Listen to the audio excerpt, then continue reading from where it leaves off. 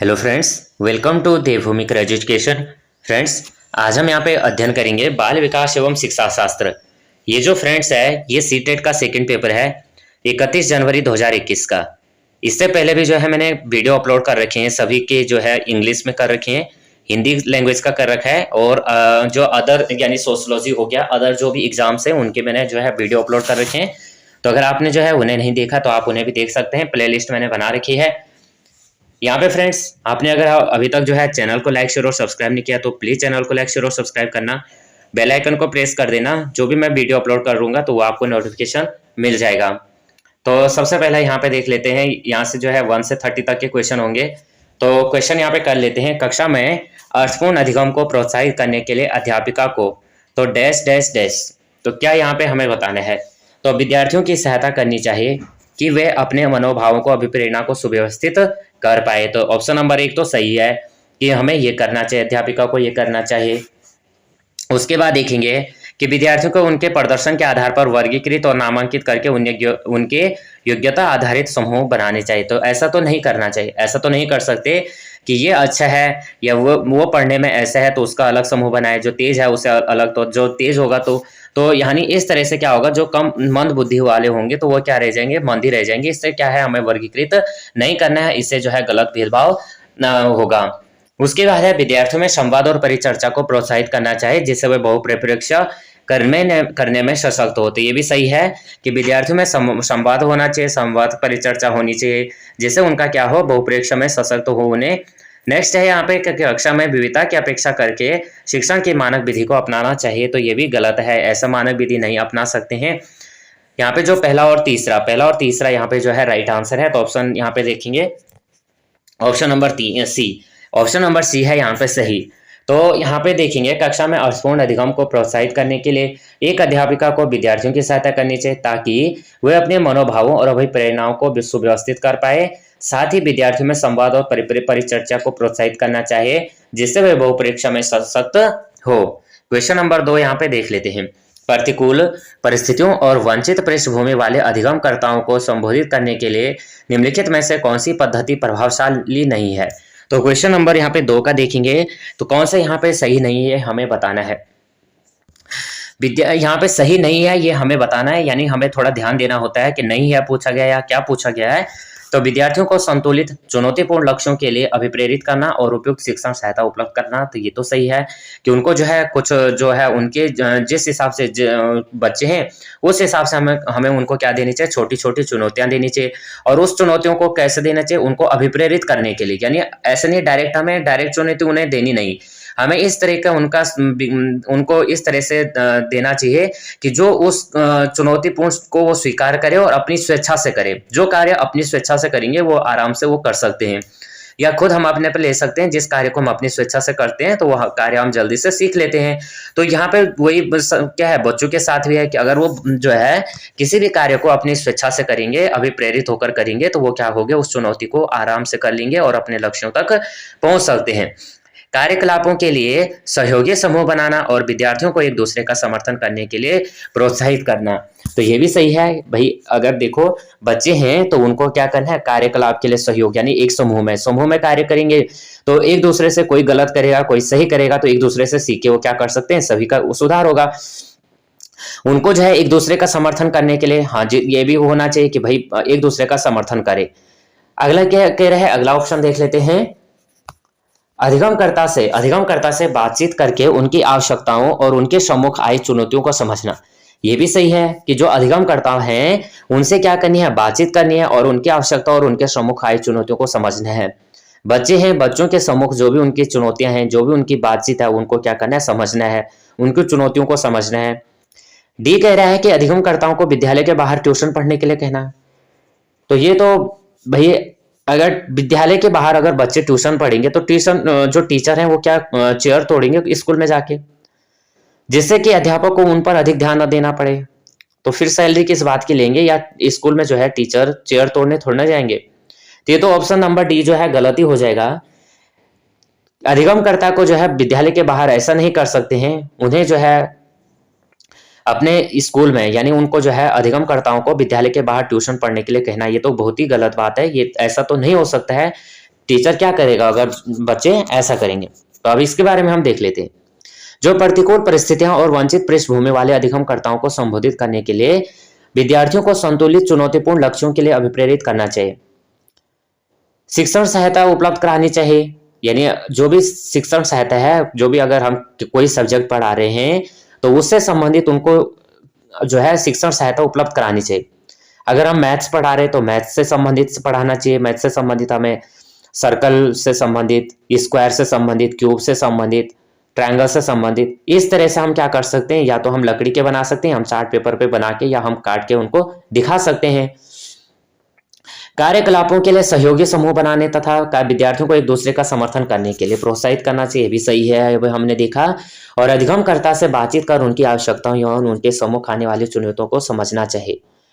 तो जो भी यहाँ पे शिक्षक द्वारा किए जा सकते हैं, किंतु अधिगमकर्ताओं को यहाँ पे जो है विद्यालय के बाहर ट्यूशन पढ़ने के लिए नहीं कहा जा सकता है, क्योंकि यह क्या है, ये कोई भी पद्धति जो है प्रभावशाली नहीं है। यहाँ पे कोई भी इफेक्टिव नहीं पड़ेगा, इससे यहाँ पे जो है गलत इफेक्ट पड़ेगा। फिर जो है हर कोई जो है यहाँ पे टीचर किस लिए स्कूल में है, अगर बच्चे को अगर हम बाहर ट्यूशन के लिए कहेंगे तो। आज के डेट में भले ऐसा होता है कि बच्चे जो है बाहरी ट्यूशन ज्यादा डालते हैं, चाहे प्राइवेट हो चाहे सरकारी हो, कहीं के बच्चे हो, सभी आज की डेट में ट्यूशन पर निर्भर हैं। लेकिन हमें ऐसा हमें पॉजिटिव में लेना है, बाकी हमें ये नहीं देखना है कि बच्चे ट्यूशन जाते हैं, तो हमें वो नहीं देखना है। हमें क्वेश्चन जो है आंसर क्वेश्चन के हिसाब से देना है। बच्चों के अधिगम में शारीरिक स्वास्थ्य और सामवेगिक अवस्था, तो यहाँ पे जो है क्या है, यहाँ पे हमें बताना है का कोई आपसी संबंध नहीं है, कि भूमिका नगण्य है, का कोई प्रभाव नहीं होता है, कि एक महत्वपूर्ण भूमिका है। ऑप्शन नंबर डी यहाँ पे राइट आंसर है कि बच्चों के अधिगम में शारीरिक स्वास्थ्य और सामवेगिक अवस्था का एक महत्वपूर्ण भूमिका है। कक्षा में प्रभावशाली अधिगम के लिए डैश डैश वातावरण की रचना करनी चाहिए बजाय डैश डैश वातावरण के। तो क्वेश्चन नंबर 4 यहाँ पे क्या कह रहा है कि जो बच्चे हैं इनका जो है अधिगम कैसा होने चाहिए, जो प्रभावशाली अधिगम है वो कैसा होने चाहिए, सहयोग वाला होने चाहिए, यानी सहयोगी होना चाहिए। वातावरण की रचना होनी चाहिए बजाय किसके, प्रतिस्पर्धा की।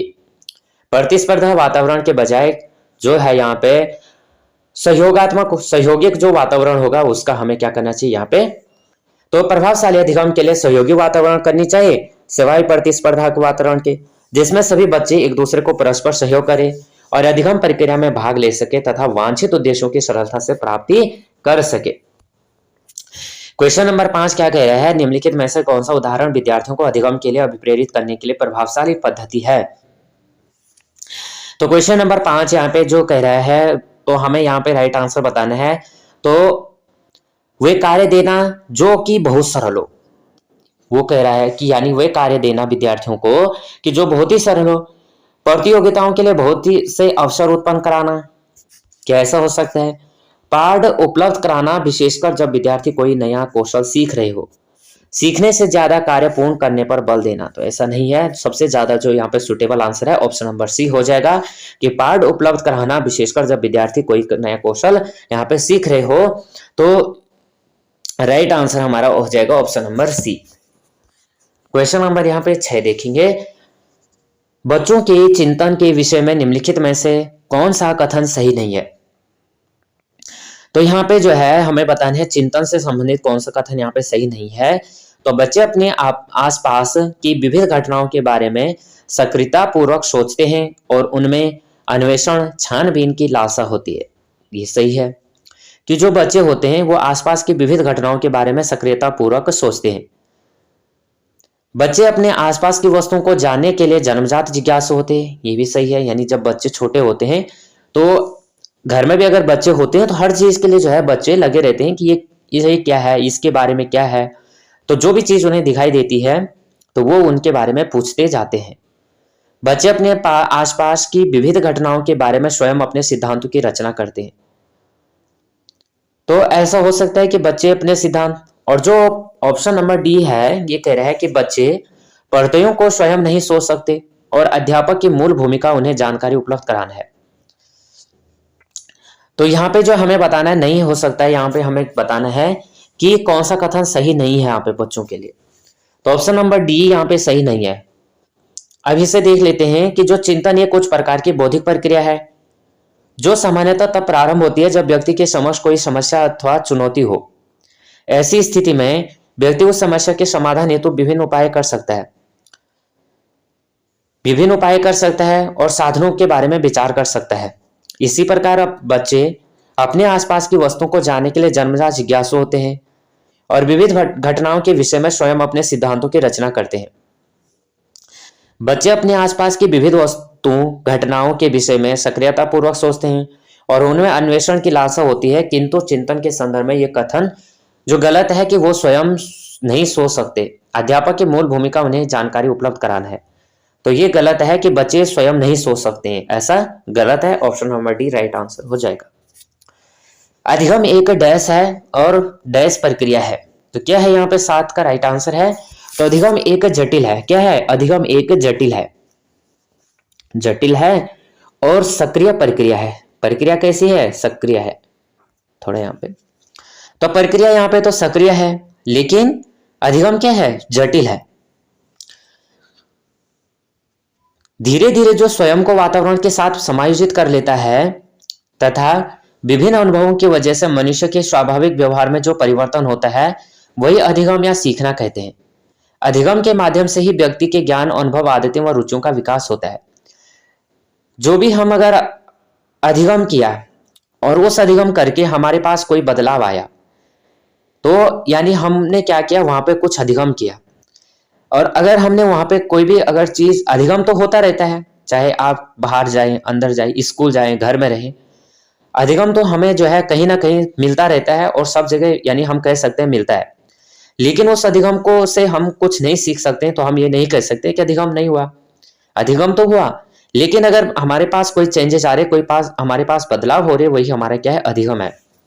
नेक्स्ट क्वेश्चन है, अपनी कक्षा में अर्थपूर्ण अधिगम को सुसाध्य बनाने के लिए अध्यापिका को अपनी कक्षा में सामाजिक, सांस्कृतिक, धार्मिक, भाषीय विविधता को डैश चाहिए।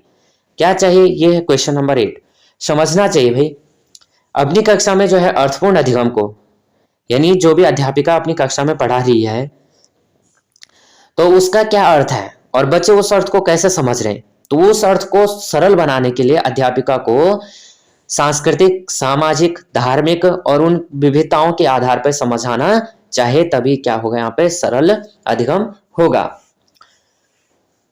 तो यहाँ पे जो कक्षा में अर्थपूर्ण अधिगम को सुसाध्य बनाने के लिए अध्यापिका को अपनी कक्षा में सामाजिक, सांस्कृतिक, धार्मिक एवं भाषाई विविधता को समझना चाहिए तथा ध्यान में रखकर शिक्षण कार्य को करना चाहिए।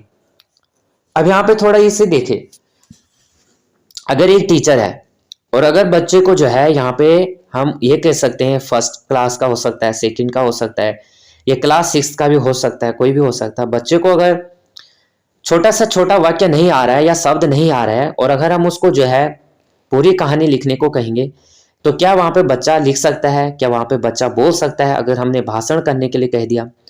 लेकिन जब तक बच्चे को, तो एक टीचर को क्या करना चाहिए? सभी को समझ के चलना चाहिए कि सब जो बच्चे हैं, ये कौन सा बच्चा जो है किस तरह का है, उसी हिसाब से जो है बच्चों पर, वहां पे बच्चों के हित में देख के हमें वहां पे शिक्षण कार्य करना चाहिए।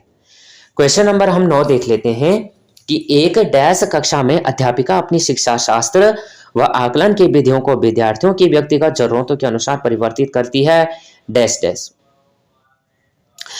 तो जो प्रगतिशील शिक्षा एक जटिल जो है पारस्परिक शिक्षा प्रणाली के विकल्प के रूप में उभर कर आई है, जिसका एकमात्र उद्देश्य होता है कि बच्चों की जो व्यक्तिगत विभिन्नताएं हैं उनको ध्यान में रखते हुए समग्र विकास करना है। प्रगतिशील शिक्षा के प्रणेता जॉन डीवी हैं। प्रगतिशील शिक्षा के प्रणेता कौन है? जॉन डीवी हैं। एक प्रगतिशील कक्षा में अध्यापिका अपनी शिक्षा शास्त्र व आकलन की विधियों को विद्यार्थियों की व्यक्तिगत जरूरतों के अनुसार परिवर्तित करती है। तो राइट आंसर हमारे क्या हो जाएगा? डी, प्रगतिशील। अब यहाँ पे आपकी जो है कितने क्वेश्चन आपके सही हो रहे हैं आप जो है कमेंट में बताना। क्वेश्चन नंबर यहाँ पे 10 देख लेते हैं। बच्चों का विद्यालय में असफल होना। बच्चों का विद्यालय में असफल होना तो किस पे निर्भर करता है या क्या निर्भर करता है, ये हमें बताना है। तो साबित करता है कि इन बच्चों में आनुवांशिक पैदाइशी कमियां हैं और इन्हें विद्यालय से निकाल देना चाहिए। ऐसा तो भाई नहीं करना चाहिए। क्या आपके साथ है, क्या हमारे साथ ऐसा हो रखा है? तो ऐसा तो कर नहीं सकते। सूचित करता है कि अभिभावकों में अपने बच्चों के अधिगम में सहायता करने का सामर्थ्य नहीं है। ऐसा भी तो नहीं हो सकता है। हर कोई माँ बाप जो है भले अपने बच्चों को पढ़ाता नहीं, लेकिन हर कोई जो है अपने बच्चों को अधिगम करता है, और ऐसा नहीं हो सकते कि करने का सामर्थ्य नहीं है, तो ये भी गलत है। प्रस्तावित करता है कि वंचित पृष्ठभूमि वाले बच्चों में अधिगम का सामर्थ्य नहीं होता है, ये भी गलत है। ये कह रहा है कि जो वंचित पृष्ठभूमि वाले बच्चे हैं उनमें अधिगम का भाई कोई भी कार्य है, किसी भी कार्य को जो है सीख रहा है, एक अगर हम देखें, हमने देखा पावलो पढ़ा, हमने हमने जीन पियाजे पढ़ा, सभी हमने पढ़े, लेकिन उन्होंने अगर एनिमल से एक करके कुछ अधिगम करके कुछ सीख सकता है, तो मनुष्य चाहे कहीं से भी हो वो कुछ सीख सकता है। तो अगर जानवर सीख सकता है तो मनुष्य भी सीख सकता है, क्योंकि मनुष्य में तो क्या है भाई, जो भाषा है, तो भाषा क्या है, मनुष्य का को ही वरदान है। भले एनिमल्स यहाँ पे जो है भाषा का वरदान उन्हें नहीं है, उनकी अलग लैंग्वेज है, वो अपनी लैंग्वेज को अलग समझते हैं, लेकिन वो भी अपनी अपनी लैंग्वेज में, लेकिन जिस तरह से मनुष्य अपनी भाषा को स्पष्ट कर सकता है, तो कुछ ना कुछ करके जो है जो मनुष्य होगा, चाहे वो किसी भी भूमि से, किसी भी तरह से आ रहा है, किसी भी परिवार से आ रहा है, लेकिन हम वहां पे ये नहीं कह सकते कि तू इस ऐसा है तो ऐसा है, वो हम ये आपको ऐसा नहीं करना है या हमें नहीं करना है। तो अधिगम जो है वो चाहे लेट सीखे, चाहे आगे सीखे, चाहे वो पीछे सीखे, लेकिन वो सीखेगा। तो ऐसा नहीं हो सकता कि उनमें सामर्थ्य नहीं है, तो ये भी गलत है। निर्दिष्ट करता है कि विद्यालय इन बच्चों की आवश्यकताओं और रुचियों की पूर्ति करने में समर्थ नहीं है। तो ऑप्शन नंबर डी यहाँ पे सही हो जाएगा कि निर्दिष्ट करता है कि विद्यालय जो है इन बच्चों की आवश्यकताओं और रुचि को पूर्ति करने में समर्थ नहीं है। ऑप्शन नंबर डी यहाँ पे राइट आंसर हो जाएगा। यानी कहा जाता है कि एक बच्चा अगर असफल होता है तो उसमें क्या है, एक पूरा सिस्टम ही फेल होता है, पूरा सिस्टम ही क्या है, गड़बड़ है। तो बच्चों का विद्यालय में सफल होना यह निर्दिष्ट करता है कि इन आवश्यकताओं और रुचियों की पूर्ति करने में समर्थ नहीं है। सामान्यतः बच्चों का असफल होना संपूर्ण शिक्षण पद्धति का असफल होना माना जाता है। क्वेश्चन नंबर 11 हम कहेंगे समूह में एक दूसरे को पढ़ाने और सहायता करने में। तो बच्चों का विद्यालय में क्वेश्चन नंबर 11, तो समूह में एक दूसरे को पढ़ाने और सहायता, तो बच्चों का ध्यान भंग हो सकता है और यह एक प्रभावशाली शैक्षिक पद्धति नहीं है। बच्चों में प्रतिस्पर्धात्मक प्रवृत्ति उत्पन्न होती है जो कि अधिगम के विघ्न रुकावट पैदा करती है। और ऑप्शन नंबर सी कह रहा है कि बच्चे स्वयं की चिंतन प्रक्रिया पर आक्षेप कर सकते हैं और संज्ञानात्मक क्रियाकलाप के उच्च स्तर पर पहुंच सकते हैं। तो ऑप्शन नंबर जो सी है वही राइट आंसर हो जाएगा। बच्चों के सामाजिकरण में विद्यालय, अब यहाँ पे थोड़ा, तो बच्चों के जो सामाजिकरण में विद्यालय क्या है ये हमें बताना है। क्वेश्चन नंबर 12 क्या है, यहाँ पे प्राथमिक कारक है, द्वितीय कारक है, कि कोई भूमिका नहीं है, कि बहुत कम भूमिका है। द्वितीय का कारक है, मानव एक सामाजिक प्राणी है। बच्चों के सामाजिकरण में परिवार, विद्यालय, समुदाय एवं समाज की विशेष भूमिका होती है। परिवार सामाजिकरण का प्राथमिक कारक है क्योंकि किसी बच्चे में सामाजिकरण को नींव परिवार में डालती है, जबकि विद्यालय सामाजिकरण का द्वितीयक और अति महत्वपूर्ण कारक है। क्वेश्चन नंबर यहाँ पे 30, निम्नलिखित में से किस मनोवैज्ञानिक ने प्रस्तावित किया कि बच्चों का चिंतन गुणात्मक रूप से वयस्कों की अपेक्षा अलग होता है। क्वेश्चन नंबर यहाँ पे 13, तो क्वेश्चन नंबर 13 का यहाँ पे हमें बताना है हार्वर्ड गार्डनर ने कहा, या जीन पियाजे ने कहा, या लॉरेंस कोहलबर्ग ने कहा, या लेवाइगोत्स्की ने कहा। क्वेश्चन नंबर 13 का यहाँ पे आपको जो है इसका आंसर आपको कमेंट में बताना है। जो 13 का right answer option number C, Jean पियाजे ने। तो जीन पियाजे कहाँ के प्रसिद्ध मनोवैज्ञानिक थे, ये थे स्विट्जरलैंड के। तो इन्होंने जो है संज्ञानात्मक विकास का सिद्धांत प्रस्तुत किया और यह प्रस्तावित किया कि बच्चों का जो चिंतन होता है गुणात्मक रूप से वयस्कों की अपेक्षा अलग होता है। जीन पियाजे ने क्या कहा कि जो बच्चों का विकास का सिद्धांत है, संज्ञानात्मक विकास का सिद्धांत इन्होंने प्रस्तुत किया। जीन पियाजे ने संज्ञानात्मक विकास का जो सिद्धांत है प्रस्तुत किया और इन्होंने ये प्रस्तावित किया कि जो बच्चे हैं वो चिंतन गुणात्मक रूप से वयस्कों की अपेक्षा अलग होता है। यानी अब यहाँ पे हम देख सकते हैं जब हम बच्चे थे या घर में कोई बच्चे होते हैं तो उनका जो सोचने का प्रोसेस होता है वो अलग होता है, और जो हम सोच सकते हैं वो बच्चे नहीं सोच सकते हैं। या जब हम स्कूल में थे, जब हम स्कूल लाइफ थी, जो हम उस समय सोचते थे वो हम आज नहीं सोचते, और जो हम अब सोच रहे वो हम 2-4 साल बाद नहीं सोचेंगे, हम अलग सोचेंगे, या हम आगे बढ़ने की सोच सकते हैं, या हम उसमें हटके सोच सकते हैं। लेकिन जो आज सोच रहे हैं तो वो कल नहीं सोचेंगे। तो यानी जो हम पहले सोचते थे, पहले सीखते थे, वो करते थे, वो आज नहीं। तो यही उन्होंने भी कहा, किसने, जीन पियाजे ने कहा। इन्होंने संज्ञानात्मक विकास सिद्धांत दिया, लेकिन इन्होंने भी कहा कि जो बच्चे का चिंतन गुणात्मक रूप से वयस्क के अपेक्षा अलग होता है। तो ये इनका जो है विचार है। विकास के विषय में निम्नलिखित में से कौन सा कथन सही है? तो 14 का राइट आंसर यहाँ पे हमें बताना है कि बच्चों के विकास में बहुत सी सांस्कृतिक विविधताएं होती हैं। तो विकास सतत एवं निरंतर चलने वाली प्रक्रिया है, यानी जो विकास होता है वो हमेशा चलता रहता है। जो विकास है प्रसव पूर्व अवस्था से प्रारंभ होकर और मृत्यु पर्यंत चलती रहती है। विकास की प्रक्रिया में बच्चे का शारीरिक, मानसिक, संवेगात्मक, भाषा एवं सामाजिक विकास सम्मिलित है। साथ ही बच्चों के विकास में बहुत सी सांस्कृतिक विविधताएं सम्मिलित हैं। क्वेश्चन नंबर 15, निम्नलिखित में से मध्य बाल्यावस्था की अवधि का मुख्य प्रमाण चिन्ह कौन सा है? तो यहाँ पे ऑप्शन नंबर डी हो जाएगा, तर्क संगत विचारों का विकास जो कि प्राकृतिक रूप से मूर्त है। सामान्यतः बालक की 3 से 12 वर्ष की अवस्थाएं बाल्यावस्था कहलाती है। कौन सी अवस्था?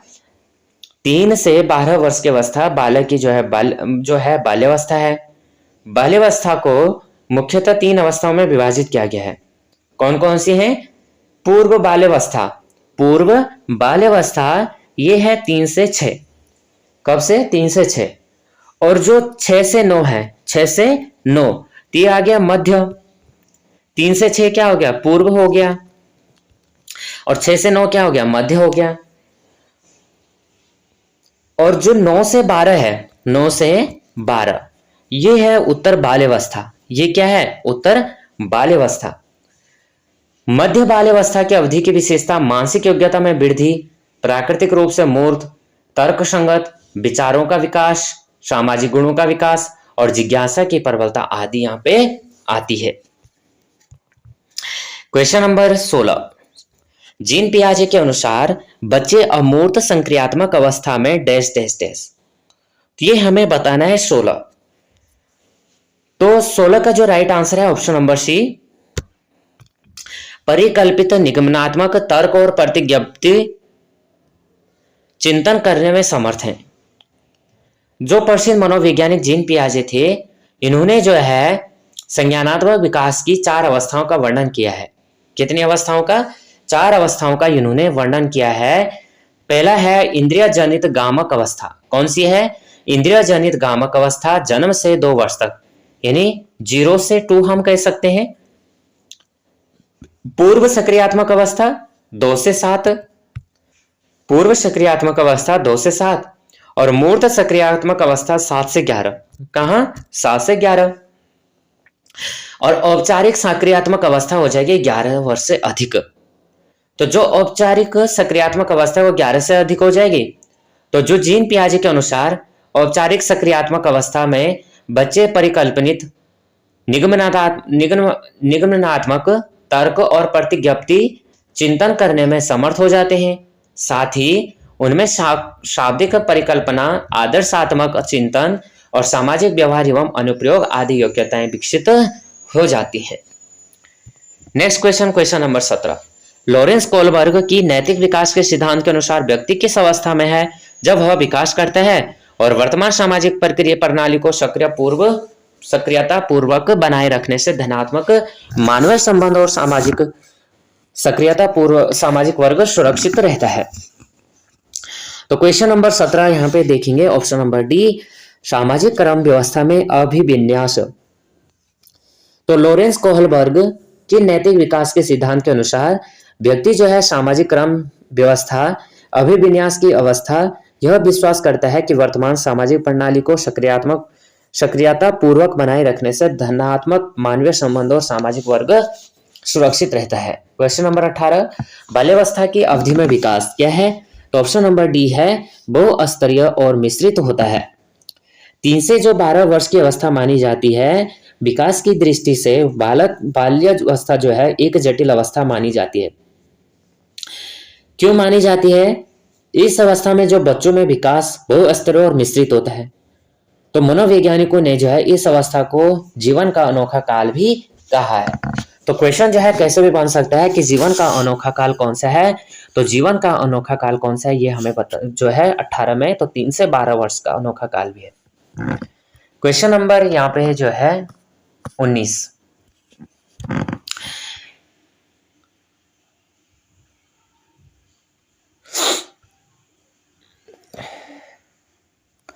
निकटस्थ विकास का क्षेत्र क्या है? निकटस्थ विकास का क्षेत्र क्या है? 19। तो ऑप्शन नंबर सी हो जाएगा। बच्चों के वर्तमान स्तर पर स्वतंत्र प्रदर्शन और वयस्क व अधिक कौशल वाले समकक्षों की सहायता से बच्चे द्वारा उपार्जित किए जाने वाले प्रदर्शन के मध्य का क्षेत्र है। क्या है? जो बच्चों का, जो सोवियत रूस के प्रसिद्ध मनोवैज्ञानिक लेव सिमकोविच वाइगोत्स्की ने सामाजिक सांस्कृतिक सिद्धांत का प्रतिपादन किया था। इनका यह सिद्धांत निर्माणवाद पर आधारित एक सिद्धांत था जो बालक को अपने वर्तमान वास्तविक विकास के स्तर पर स्वतंत्र प्रदर्शन और वयस्क व अधिक कौशल वाले समकक्षों की सहायता से बच्चे द्वारा उपार्जित किए जाने वाले प्रदर्शन के मध्य के क्षेत्र को दर्शाता है। इन दोनों स्तरों के बीच के स्तर के वाइगोत्स्की ने निकट विकास का क्षेत्र जोन ऑफ प्रोक्सिमल डेवलपमेंट कहा है। Question number 20। एक प्रगतिशील कक्षा में शिक्षण अधिगम प्रक्रिया के दौरान अधिगमकर्ताओं का मूल्यांकन। तो क्वेश्चन नंबर 20 यहाँ पे बेहद महत्वपूर्ण है क्योंकि यह बच्चों की समझ की जानकारी देता है और अध्यापिका को अपने शिक्षा शास्त्र पर विचार करने में सहायता देता है। क्योंकि जो बच्चे हैं, बच्चों की जो समझ की जानकारी यहाँ पे है, साथ ही अध्यापिका को अपने शिक्षा शास्त्र पर शिक्षक कार्य करने पर सहायक जो है होता है और शिक्षक द्वारा शिक्षण प्रक्रिया के दौरान अपनाई गई शिक्षण विधियां एवं रणनीतियां किसी सीमा तक सफल रही हैं। क्वेश्चन नंबर है यहाँ पे अब 21। हावर्ड गार्डनर के बहुबुद्धि सिद्धांत के अनुसार निम्नलिखित में से कौन सा जोड़ा बुद्धि के प्रकार और अंतःस्थिति अनुपालन संभावना के अनुसार सही है? Question number 21 option number B हो जाएगा। शारीरिक गति संवेदना खिलाड़ी। तो ये क्या था यहाँ पे हमें बताना है 21 का, तो अनुसार सही है, तो सही यहाँ पे option number B. Howard Gardner के बहुबुद्धि सिद्धांत के अनुसार शारीरिक गति संवेदना खिलाड़ी युग्म बुद्धि के प्रकार और अंतःस्थिति अनुपालन संभावना के अनुसार सही है क्योंकि शारीरिक गति बुद्धि का अनुप्रयोग सूक्ष्म एवं परिष्कृत समन्वय के साथ गति से संबंधित कार्यों में सहित होता है, जैसे नृत्य, सर्कस, व्यायाम, खेल आदि। Question number 22। लेव वाइगोत्स्की के अनुसार क्या है? लेव वाइगोत्स्की के अनुसार ये हमें बताना है। क्वेश्चन नंबर यहाँ पे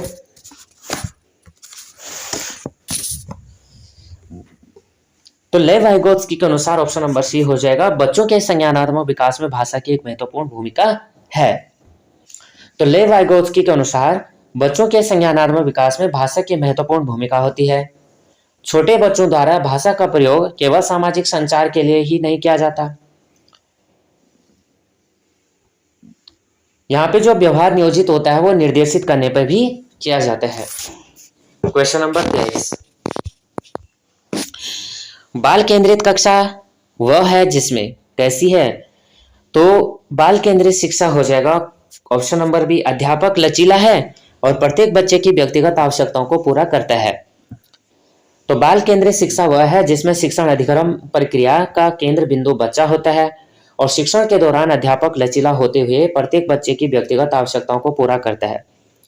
बाल केंद्रित कक्षा में बच्चों की व्यक्तिगत विभिन्नताओं, रुचियों, अभिवृत्तियों एवं क्षमताओं को ध्यान में रखते हुए शिक्षण कार्य किया जाता है। Question number 24। किस मनोवैज्ञानिक के अनुसार बच्चों के संज्ञानात्मक विकास में सांस्कृतिक उपकरण की एक महत्वपूर्ण भूमिका निभाते हैं? तो क्वेश्चन नंबर 24 से ऑप्शन नंबर सी हो जाएगा। लेव वाइगोत्स्की। लेव वाइगोत्स्की का सामाजिक सांस्कृतिक सिद्धांत बालक के संज्ञानात्मक विकास पर आधारित है। इस सिद्धांत के अनुसार बच्चों का संज्ञानात्मक विकास एक अंतर्व्यक्तिगत सामाजिक परिस्थिति से संपन्न होता है तथा बच्चों के संज्ञानात्मक विकास में सांस्कृतिक उपकरण महत्वपूर्ण भूमिका निभाते हैं। कक्षा में सभी लिंगों में जेंडर रूढ़िवादिता को कम और विकास के विस्तार की संभावनाओं को बढ़ाने के लिए सर्वाधिक प्रभावशाली पद्धति है। जो मिश्रित लिंग समूह बनाए जाए तथा उनके विचार विमर्श को प्रोत्साहित किया जाए। क्वेश्चन नंबर यहाँ पे 25।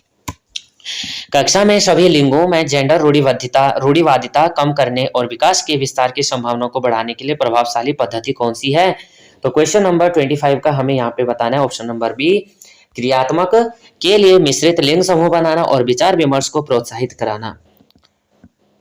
तो कक्षा में जो सभी लिंगों में जेंडर रूढ़िवादिता को कम करने के लिए विकास के विस्तार को संभावनाओं को बढ़ाने के लिए सर्वाधिक प्रभावशाली पद्धति है कि क्रियाकलाप के लिए मिश्रित लिंग समूह बनाए जाए और उनके विचार विमर्श को जो है प्रोत्साहित यहाँ पे किया जाए।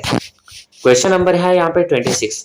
अध्यापकों को कक्षा में बहुभाषिता को समझना चाहिए। कैसे समझना चाहिए? तो ऑप्शन नंबर सी हो जाएगा, एक गुण और साधन। अध्यापकों का कक्षा में बहुभाषीयता का एक गुण, साधन एवं संसाधन के रूप में समझना चाहिए। Question number 27। प्रतिभाशाली और सृजनात्मक बच्चों की आवश्यकता को किस प्रकार संबोधित किया जा सकता है? तो क्वेश्चन नंबर 27 का राइट आंसर है ऑप्शन नंबर सी, चुनौतीपूर्ण कार्य और निरस्तता दूर करने के लिए क्रियात्मक दिक्कत। नेक्स्ट क्वेश्चन है क्वेश्चन नंबर 28।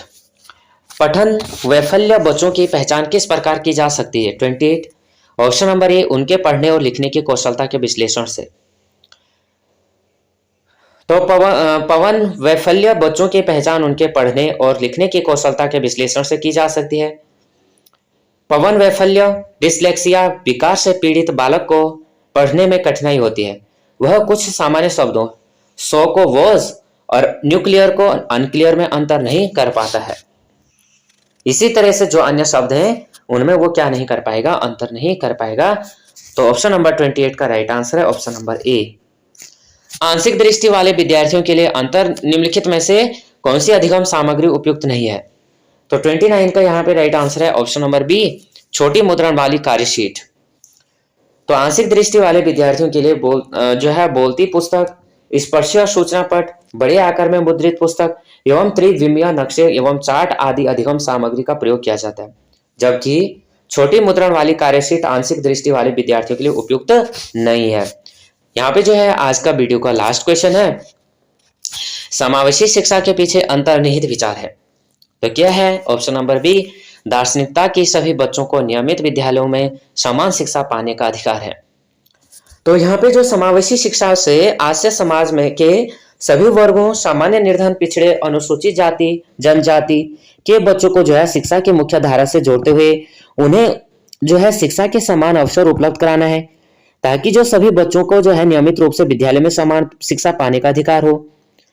तो यहाँ पे जो समावेशी शिक्षा का मतलब है कि सभी बच्चों को क्या हो, नियमित तौर से जिस तरह से एक जो है अच्छे घर का बच्चा जो है पढ़ सकता है, उसी तरह से जो है, यानी यहाँ पे हम अच्छे घर का मतलब है कि जो थोड़ा पढ़ने में या थोड़ा पढ़ने में सही है, या जो मंद बुद्धि का या तीव्र बुद्धि का है, इस तरह से हम इन्हें ले सकते हैं। तो यहाँ पे जो है समावेशी शिक्षा के लिए ये है कि सबके लिए एक जैसी शिक्षा, उसमें यहाँ पे कोई भी भेदभाव नहीं होना चाहिए। तो यहाँ पे जो शिक्षा पाने का अधिकार है वो दार्शनिक के सभी बच्चों को नियमित विद्यालय में समान शिक्षा पाने का अधिकार है। तो यहाँ पे जो right answer option number B है। अब हमने यहाँ पे जो है 30 क्वेश्चन के, और आपके जो है 30 क्वेश्चन में से कितने आंसर आपके राइट हुए आप जो है कमेंट कर सकते हैं। और उसके बाद जो फ्रेंड्स, इससे पहले भी मैंने जो है जो अन्य पेडागोगी है बाल विकास के, वो मैंने जो है अपलोड कर रखे हैं, प्लेलिस्ट बना रखे हैं, आप वहां से देख सकते हैं। अगर आपने अभी तक चैनल को लाइक, शेयर और सब्सक्राइब नहीं किया तो प्लीज चैनल को लाइक, शेयर और सब्सक्राइब करना, और थोड़ा वीडियो को लाइक भी कर देना, क्योंकि इससे जो है एक मोटिवेट मिलता है। और कमेंट कर देना कि आपको जो है वीडियो कैसे लगी। वैसे वीडियो अभी जो थोड़ा है यहाँ पे आप जो है थोड़ा कोऑपरेट कीजिएगा, क्योंकि जो वीडियो है थोड़ा यहाँ पे क्वालिटी इतनी बेटर मैं अभी दे नहीं सकता या दे नहीं पा रहा हूँ। तो आप जो है थोड़ा यहाँ पे मेरा सहयोग कीजिए, और प्लीज आप वीडियो को लाइक, शेयर और सब्सक्राइब करना। जय हिंद, जय भारत।